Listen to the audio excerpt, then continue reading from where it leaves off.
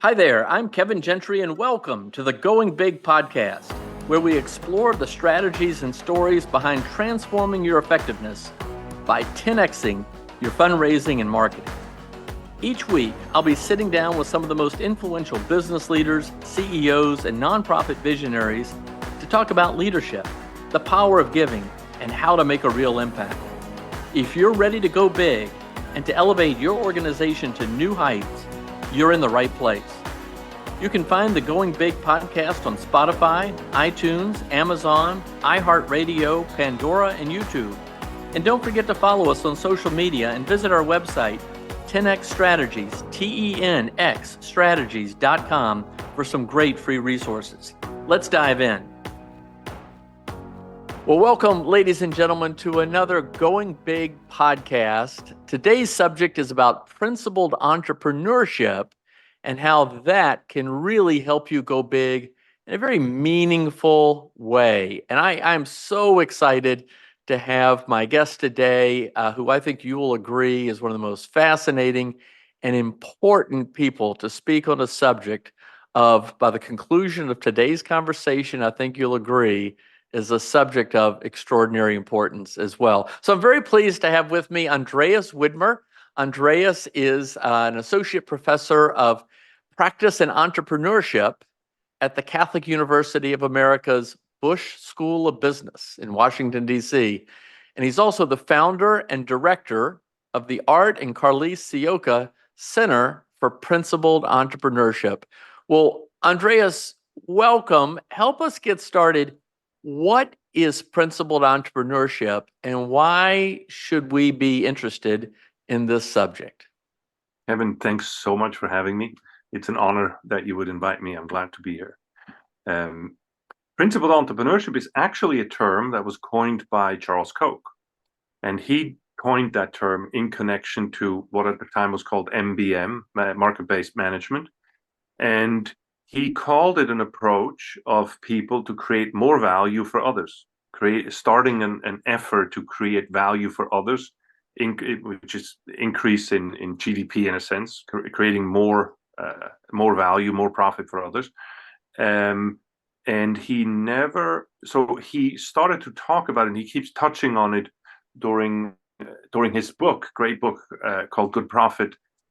And eventually I asked him if I could, and in the book, by the way, he says, I invite others to continue to develop this term and this concept. And I asked him if he would allow me to jump in and in the spirit of MBM and Good Profit to continue to develop it. And he said yes. And so we not only started the Center for Principled Entrepreneurship, but I wrote a book on the matter. And with the help of a good friend of both of ours, Art Ciocca, actually took a step and developed principled entrepreneurship, which, to answer your question, Kevin, has to do with using your talents and creating value for others.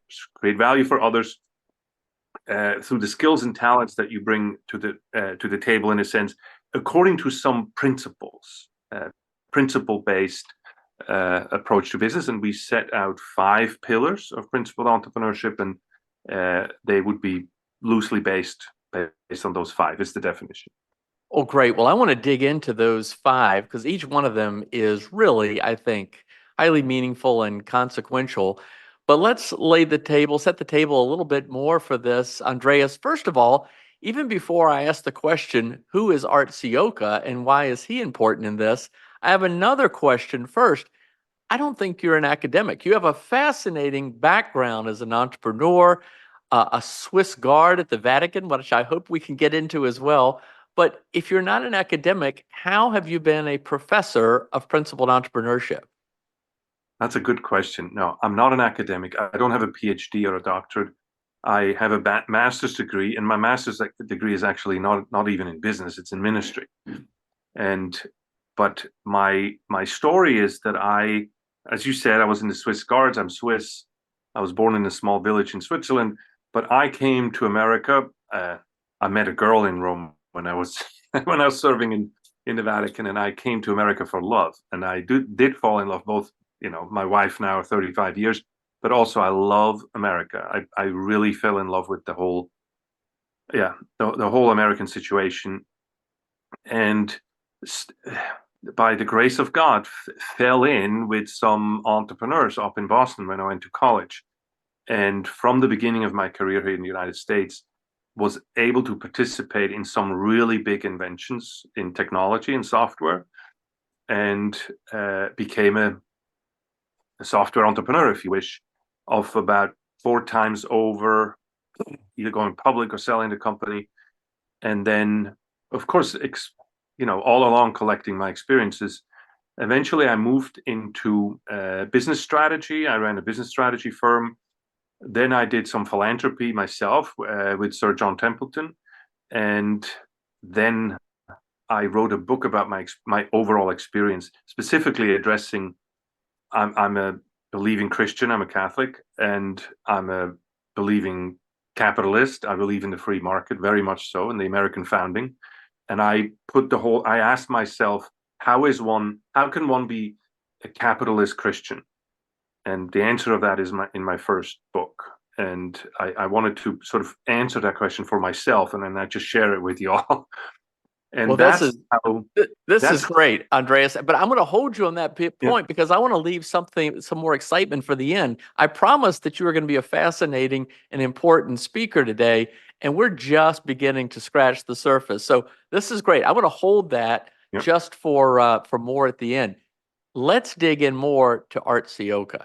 You Mm-hmm. mentioned I got to know Art Ciocca through Charles Koch, the businessman Charles Koch. You met him a different way, but who who was he and why is he important? And then why are you at a center named for him and his wife?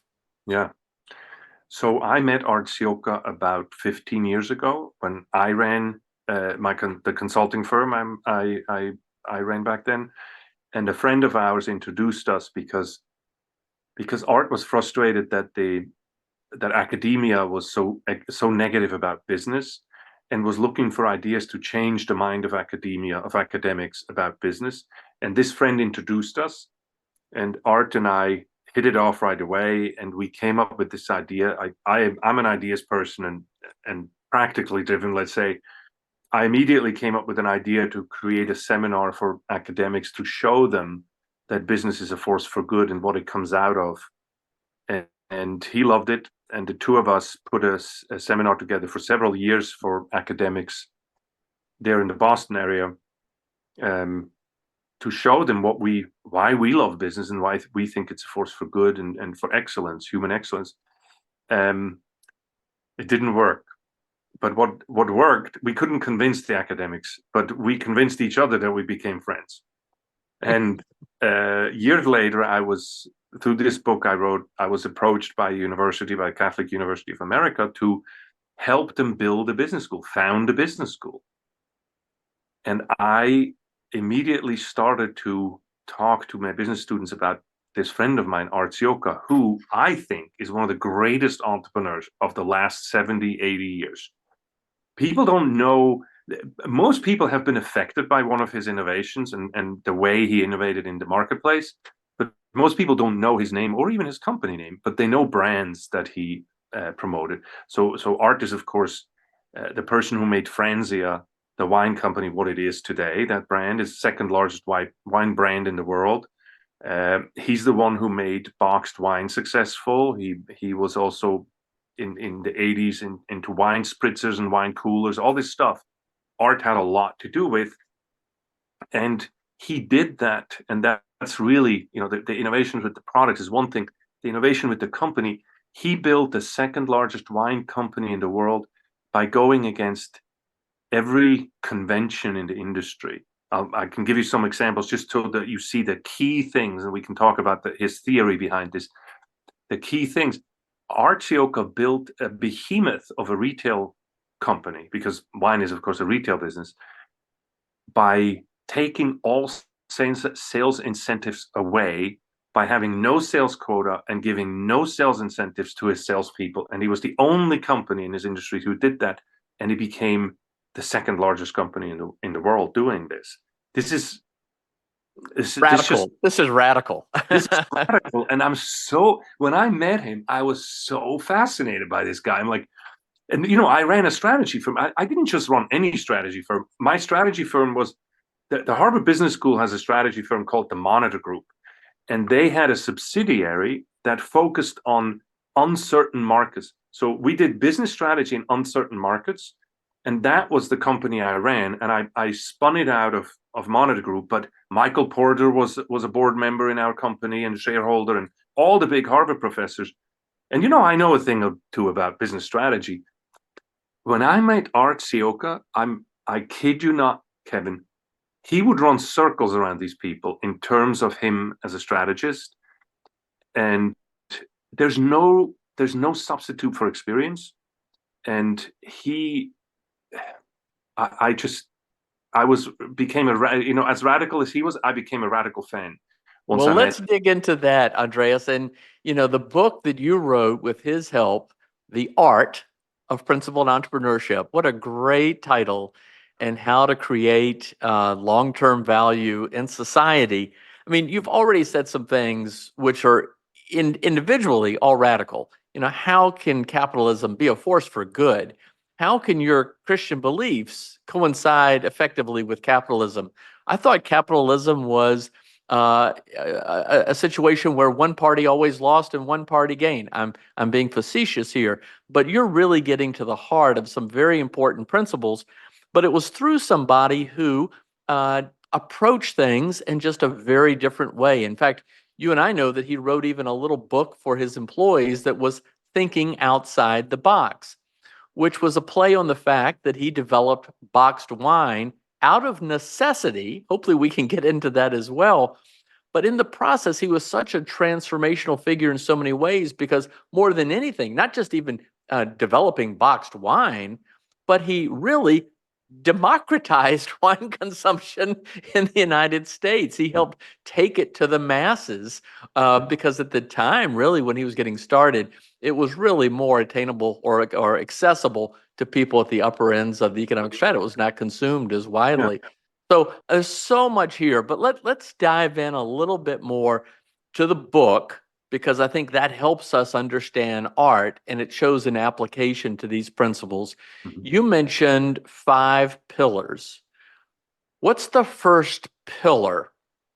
That is, I think it's something like the economy is there for the people. The people are not there to serve the economy. What in the world does that mean? See, the core, and this goes back to Charles Koch's MBM. And sorry, they name it differently now, but I'm going to use MBM because I started with that also in the book.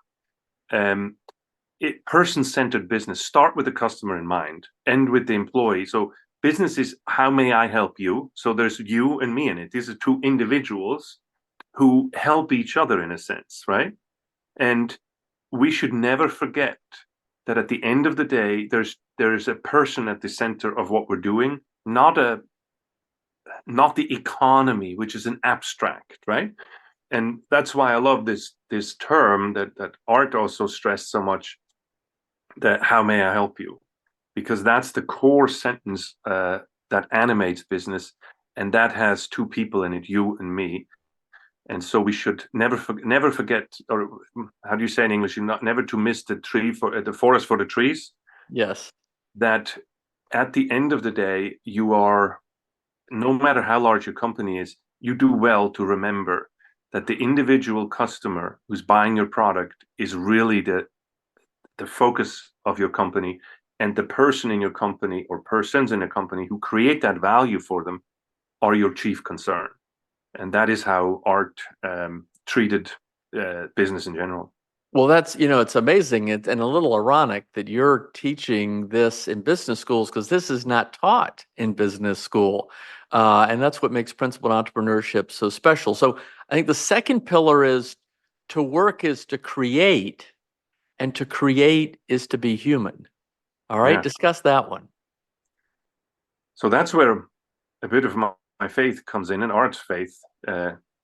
We were all, did you ever think about that animals can't work, yet animals are pretty much like us biologically, genetically? A gorilla is 99.9% that DNA. What I mean to say is that they can't work and we can work, means that work has to be something above biology, because we're the same biologically. The reason why the gorilla can't work and I can work is because I'm made in the image and likeness of the creator. And my image and likeness of the creator isn't physical, because that's the image and likeness more like the gorilla, but it's spiritual. We have the creator's spirit in us. Our stewardship mandate means that when we get to continue creation, we get to continue God's work, and we call that work, right? When we work, we imitate God. That's the stewardship mandate, that we continue to create the world. Whether it is to clean up a room, to bring order, this is the same as God bringing order into chaos. Whether it's to create a room or invent the boxed table wine, this is a godly thing that we're doing here. And Well, when we imitate God like that, we don't just make more, we become more. Because when you imitate somebody, you become more like them. And therefore, a deep Christian conviction and deep Christian teaching is that work is a path to holiness. well, this is I said this was going to be very meaningful and very important, and you've proved me. I think you're exceeding expectations already. And that's beautiful, Andreas. Well, let's take a little diversion before we get into the third pillar because of what you just shared. You mentioned you were a member of the Swiss Guard. You're teaching at the Catholic University of America. You've mentioned your faith. I thought the Swiss Guard were the guys that hung out at the Vatican with the weird uniforms and the pointy shoes and things like that. How did you end up at the Vatican? And you wrote a book, I believe, even about your relationship with the Pope. Could you just share a little bit about that and how that perhaps even has some influence in this conversation? Yeah, as I said, I grew up in a small village in Switzerland. I wasn't very academically gifted, let's say. I was an outdoors boy. I have four older brothers. The best thing I knew how to do was to fight, right? Um, and the first thing I excelled at was the military. We have a militia in Switzerland, so everybody has to go, mandatory. Um, and there is the first time I excelled at anything. And when I learned from there that I could become a bodyguard, I felt like that's what I'm going to do. And so I wasn't particularly religious or Catholic or anything. I mean, I was cradle Catholic, but more culturally, let's say, culturally Christian. Huh? And but to the extent that I didn't mind when they told me that I would protect the Pope, I have nothing against that man, and I didn't really know much about him. But then I met him, and Which I have Pope was to say, this? John Paul II, Polish one, Yes. and he changed my life. Not in the way that he started to, uh, well, he he started to notice in me that I was a searching, an insecure young man, and was searching, and he started to reach out to me in a sort of individual way of just in the beginning saying things like that he appreciated that I was around, that he liked the work I did, because he was my boss. Remember, this is not he is the Pope. This is like, he's the subject that I'm protecting. And so you're 24 hours around this person. You check what they do, what they eat, what they sleep, and everybody that goes there. So you're close, but it's a work relationship. And he started to just say that he enjoyed working with me, and that I that he hopes that I would grow and like, because he knew that I didn't like to be there once I figured out how hard it was, and how much he appreciated to work with me. Checked in with me on a regular basis, whenever I was around, and eventually earned my admiration through just being the most authentic human being I've ever met in my life. The man has never told me what to do, ever. It is always that he was how he was so attractive to me that I said, I want that. But he would not take my accolades. He would, in a way, say that what I was looking for is not him, but is Christ. And he taught me how to pray. And there's no two ways to say it. I had a profound experience of God through my prayer, which of course then made me see. I wasn't an atheist. I was agnostic. It's easy to be agnostic. You're on the fence, but once you say maybe there is, maybe there isn't, through this experience, I had to say, well, God exists. I know. And if God exists, there has to be a consequence. Like, what does this mean for me? And so I worked with him on this. By the way, his approach to me was always to say, you get to decide, and I cannot want for you. Like he would never, this whole time that I worked with him, he's never, especially in the faith part, he's never told me what to do. He'd always say, you get to decide. And when I pushed, he would say, look, I cannot want for you. You have to want yourself. And he left me a changed man. Also, with my relationship to myself, of course, I was changed, of course, because he introduced me to a relationship with Jesus Christ. And when I left, he took me aside and he said, look, I know that you found Christ here. Now I need you to go and bring him where you go, because I can't go there. And if you don't bring him there, then nobody else is going to bring him there. So kind of commissioned me a second time. And it took me, let's say, like 15 years to realize how to do that, because I struggled with it, because I was a Sunday Christian and during the week I was successful in entrepreneurship and business. And it wasn't until about the year 2000 that I started to understand how to do this. And that is when I wrote a book called The Pope and the CEO, which is why I studied ministry, by the way, because I wanted to understand the Bible better, to see if I could actually reconcile my faith, Christianity, and my praxis, capitalism. And that was my answer. Wow. Well, now we're seeing how this all comes together, and what an extraordinary opportunity you had to be brought to Christ by the Pope himself, and then you're doing this work in business and entrepreneurship in a way that coincides with your values. It's an extension of it. So let's continue with these principles. So these pillars. The first pillar, that the economy exists for the people, Yep. not that the people exist for the economy. Mm-hmm. The second one, to create, is to be human. That is what we do. Work is to create, and to create is to be human. This is really coming together now.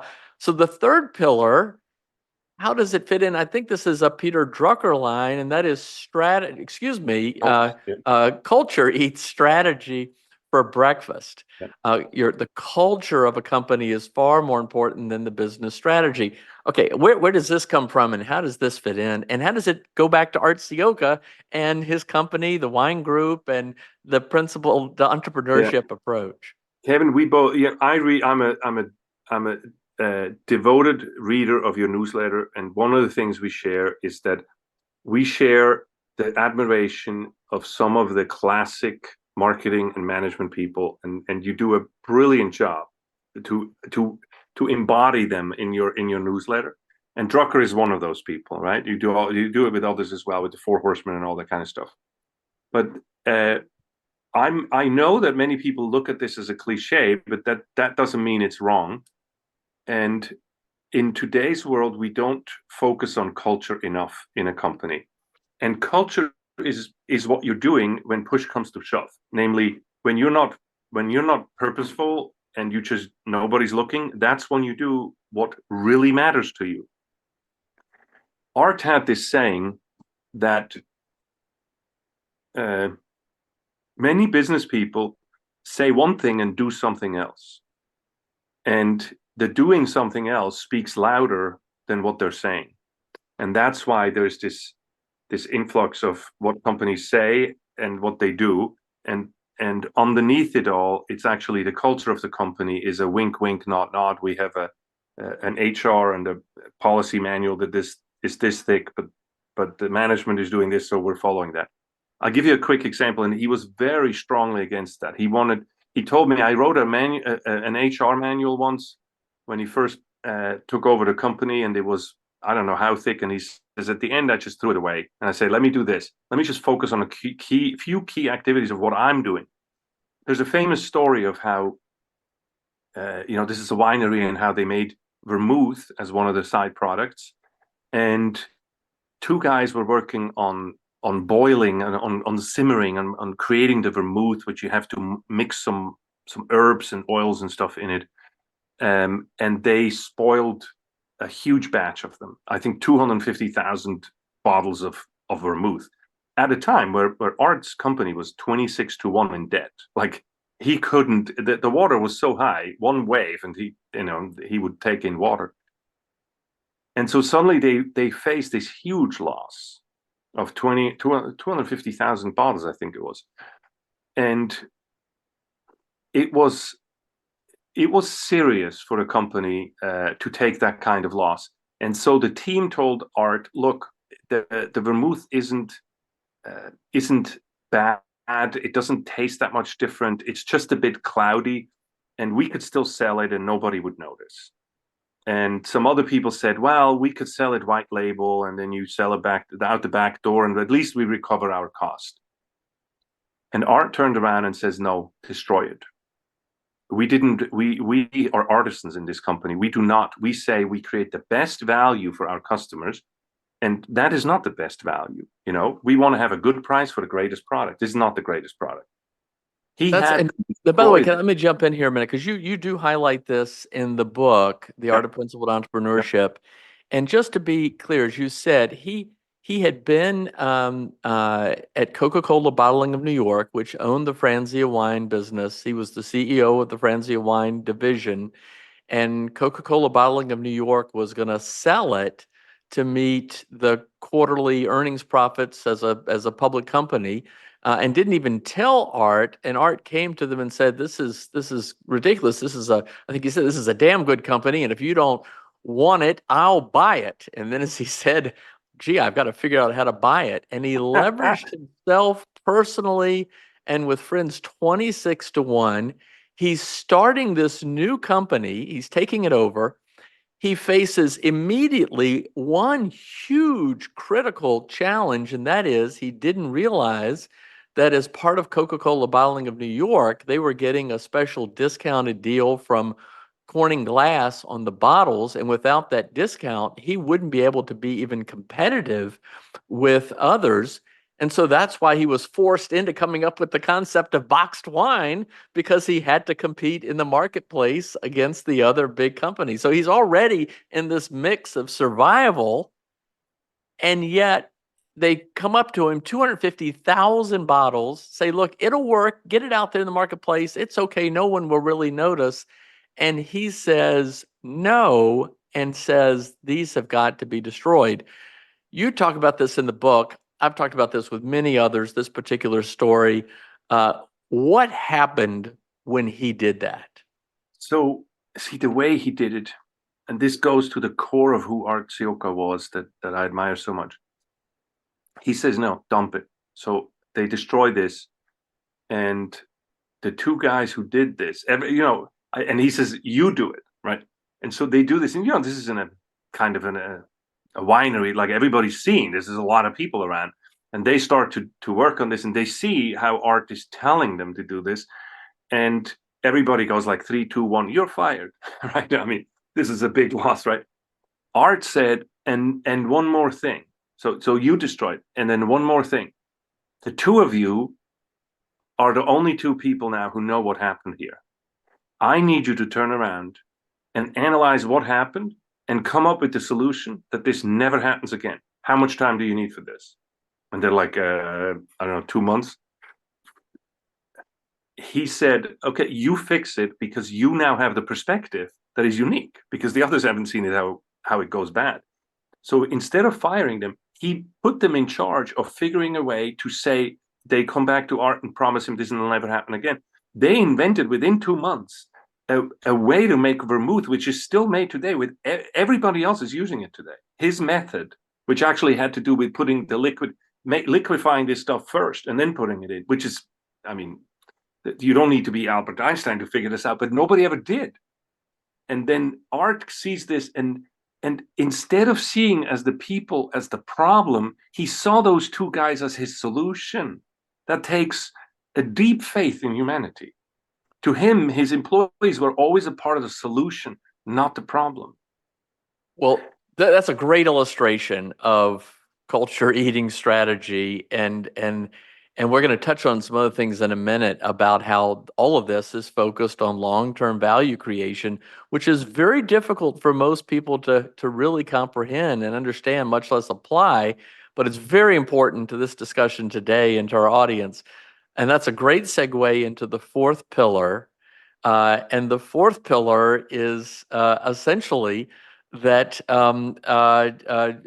principal business creates win-win situations. Yeah. What? How can that be? I thought, in every business deal, I'm being facetious again, tongue in cheek, that, there was one winner and one loser. The person selling me, they're ripping me off. How can it be a win-win? How could it have been a win-win for the wine group to destroy the vermouth? How could it be a win-win for them to engage in these long-term partnerships? How could it be a win-win for a salesman not to get a sales commission? What's going on here, Andreas? I tell my students all the time that one of the biggest lies that they're being told, that our society tells about capitalism, is that it is a win-lose situation, that nothing could be further from the truth in the free market. Business is a simple proposition. How may I help you? I use my talents to create value for you. In a free market, the value is measured by what you're willing to give me for the product or service that I provide to you. The difference between what it costs me to provide, to create the product, make the wine, and for you to buy it, that it's you find it worth a certain amount. If that worth is above what I paid for it, what it cost me to make it, the difference we can call profit, but I call the difference new money, because it's newly created value. Money is the transfer value that we have. We could have, we would have traded chickens or something like that a few hundred years ago. But the transfer value that we have is money, and we call the difference of the transfer value, the gain in transfer value, profitability. In a free market, profitability only happens if you have a freedom to sell and a freedom to buy. And if these two the buyer and the seller come together, and they have a transaction at a profit, then we can genuinely say that new profit, new value in the world has been created. And I would say new money in the world has been created, because the amount of money in the world in a free market is never the same, not for a second. As long as people create profit by selling and buying at a value add, it constantly increases the amount of money. Along with that comes this false perception. Out of this comes this false perception that there is a certain amount of money in the world, which means the wealth of the world is like a pizza, and the more people we have, the more slices we need to make. That is a fundamental misunderstanding of the economy. The economy is not a pizza. The economy is a pizza shop. And by having more people be able to do more business and have free access to do business in a free market, we can make more and more pizza. And so this whole notion of redistribution is a fallacy at the core of understanding what our system is meant to do. And that is to create win-win situations, which only happen on the freedom, and thus create more and more wealth for more and more people. And I think that's the only, I've done a lot of work in emerging markets and in poverty, in prosperity creation. And that is the only way out of poverty, is to create prosperity through the free market. All right. This is great, Andreas. So the last of the 5 pillars is always think like an entrepreneur. Yeah, that was Art's favorite. Well, what does that mean? Yeah. I of course, let me share with everyone. I had the tremendous opportunity and honor to work with Art in his role as a philanthropist, especially later in life. He was very focused on ways to create value for society through initiatives in education, particularly innovative initiatives where people would find greater meaning in life. And that became a very important part of his life. But all of us who got to work with him, he would say, he was big into taking risks and making bets and constant innovation. His favorite thing was more, better, faster, that he would say to us, more, better, faster, more, better, faster. Why did he like that? And what did he mean by always think like an entrepreneur? It's during the last 2 years of his life that I worked with him on this. And I feel very fraternal with you, Kevin, about this, because I think you and I were the most constant, save his wife, you and I were the most constant communicators with him during his last 2 years of his life. Because he often told me about how much he talked with you. And I talked with him a lot. I recorded our conversations because he was constantly saying, I'm not going to make it. I'm at the end of my life. He was ill and he wanted me to record things so I could always finish the book without him. And he took me aside and he said at the end, one thing I want people to understand, I've met two kinds of people in all things I do in life, but in business, in philanthropy and everything. And he says, the world is split between harvesters and creators. And to take the analogy of the vineyard, he would say, if I would approach the wine group or Franzia, our vineyard, as a harvester, I would ruin it in one ag cycle, 7 years. But the good wine vineyard owner doesn't do that. The good vineyard owner doesn't focus on the harvesting. They focus actually on the grooming, on the creating of the vineyard, of looking at the soil and clipping and pruning and making sure that there's water and you get the analogy to everything, the conditions for growth and the condition for profit. And he says it's deep, it's a culture, it's deep down, deep set in people that they look at the world from a creator perspective or from a harvester's perspective. And he says the key in doing good in the world and doing well in the world is to always remain a creator. And he equates the creator, as we start with principle one, as the entrepreneur. Well, Andreas, I want to bring this to a close. This is great. And ladies and gentlemen, if you want to go big in your life, with your nonprofit organization, whatever you're doing, principled entrepreneurship is a key. And I would strongly recommend Andreas's book about the art of principled entrepreneurship, which largely focuses on the work of Art Ciocca. Ciocca is Ciocca, if you want to look it up.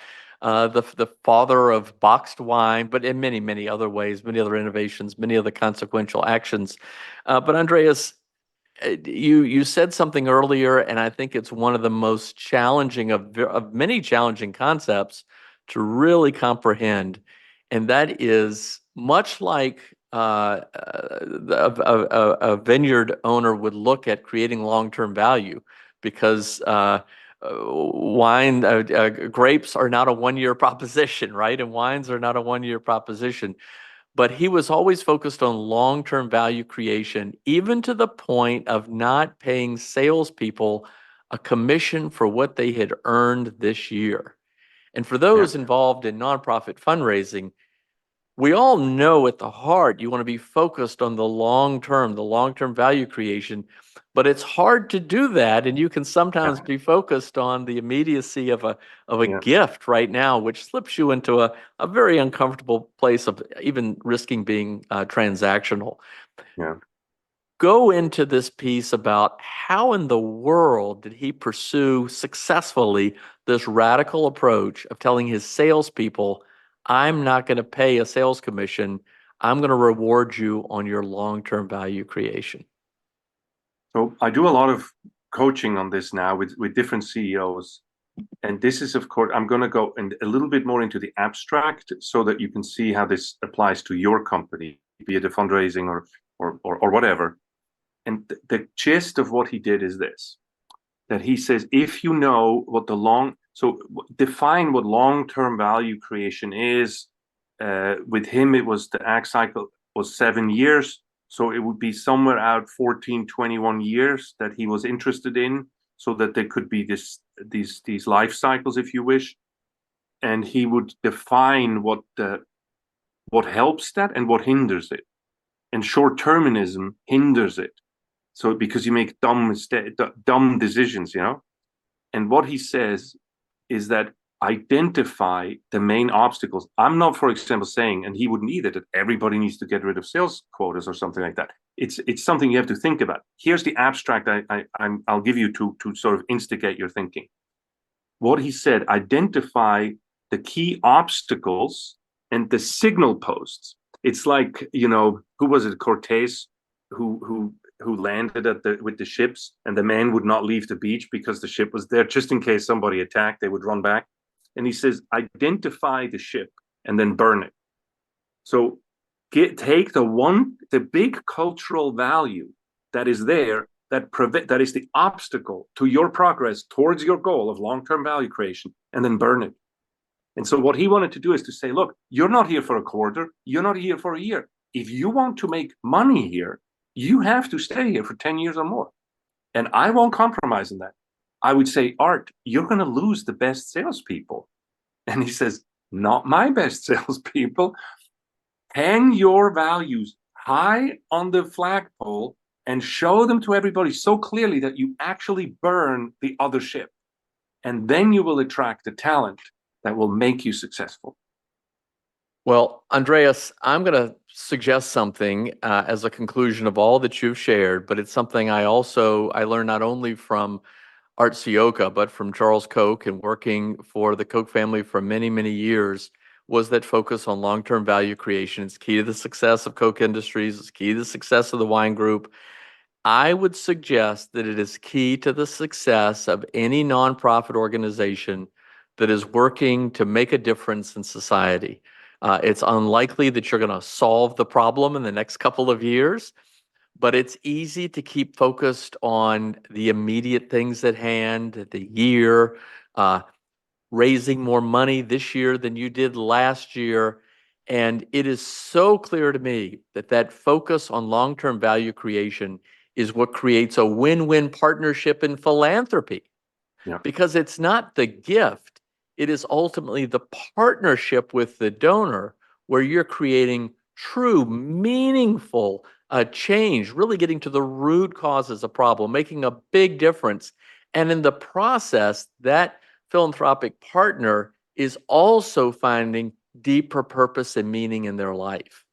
We have these terms sometimes in fundraising like, well, I'm going to go shake them down or twist their arm or hit them up for a contribution. That's terrible. It's horrible. Yeah, that's the win-lose proposition that we sometimes associate falsely with capitalism. It is a win-win. It's a partnership. And I'll just let you comment on that. And in doing so, perhaps also give your parting words to those that are listening and watching today. From all of this, what would you suggest to us all so that we can enjoy this creative aspect of our human condition? Art would love these challenges of saying, and I'm enamored with this myself. I believe in creative destruction in my own organization, in my own life, to say you have to burn a few ships along the way, because otherwise you might always go backwards, right? The ship was the metaphorical way to go back, to retreat and go backwards. Sometimes that's the right thing to do, but more often than not, it's just a safety blanket that makes you not move forward. Even in philanthropy, I would encourage everybody listening to say, where's that ship that you need to burn? And have a debate and a discussion about it. And then I know it looks just symbolic, but you have to burn that bridge. It looked first symbolic when Art did the thing about the sales incentives and the sales quotas, but it became very real once he did burn the ship. And so once you take a position like that, yes, that is a risk, but it is also the promise of the creator, right? You do the creation before the harvest, and the harvest is always a risk. But that's true creator behavior, is if you identify that ship and say, okay, we're not going there. Sometimes you have to put the pull versus the push, and you can do that. But you get the idea of what I'm saying. What I want to say, just as a parting word, is there's so many things you can appreciate and follow in terms of what I learned from Art. I have a website called andreas-widmer.com. On it, I have the first chapter of the book is there for free, and I do a video about every pillar, and there's all kinds of material on there. I'd be elated if you would be in touch with me to talk about this. This is, as you can see, one of my favorite things to do. And I teach this here at the Catholic University of America at the Ciocca Center, which Art and Carlyse have so generously helped me fund. And yeah, and I'm also available, like I'm on social media, I engage. I love a good challenge. So if you guys have questions, you can send me something either through Kevin or also with social media, and I'd love to get engaged.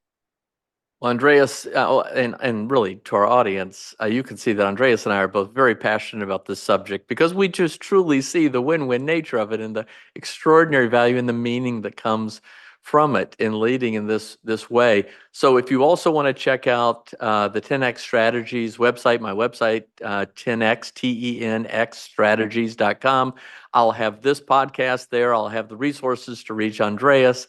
You can sign up for the free fundraising tips that Andreas referenced. We're both in this because we have such a passion for it and such a belief in it. Andreas Widmer, thank you so much for joining us. And again, I can't recommend enough. This is one of the great books, The Art of Principled Entrepreneurship. You brought it out, was it last year or the year before, but recently. It's just fantastic in so many ways. And thank you for all that you're doing. Thanks for giving me this opportunity. I really appreciate it, Ken. Thanks for listening to the Going Big podcast. I hope today's conversation inspired you to take your fundraising and marketing strategies to a whole new level. If you enjoyed this episode, be sure to subscribe and leave us a review on Spotify, iTunes, Amazon, iHeartRadio, Pandora, or wherever you listen to podcasts. You can also watch all of our episodes on YouTube. And don't forget to follow us on social media and visit our website, 10xstrategies.com. That's TENX strategies.com for more great content and for free resources to help you go big with your leadership and with your giving. I'll see you on the next episode of the Going Big podcast.